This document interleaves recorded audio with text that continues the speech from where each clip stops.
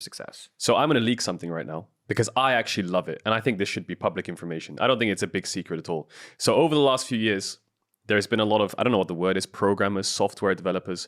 People have designed this big, massive program, and different teams have different ones. And what it does is it takes all the players on solo queue ladders, EUS, Korea, NA. It looks at all their games, takes all their stats from every single one, even the smallest things of like, how often do they roam around their junglers? How often do they leave their lane? How lane percentage, you know, how close are they to their bot lane? How many times have they warded? How many times are they next to their support? What's their positioning like in certain fights, like heat maps, everything. It takes all of their stats and gives them a ranking.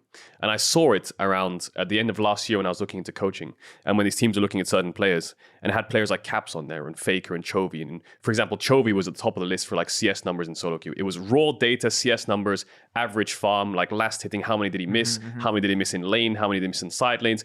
Every stat you could ever imagine and a ranking.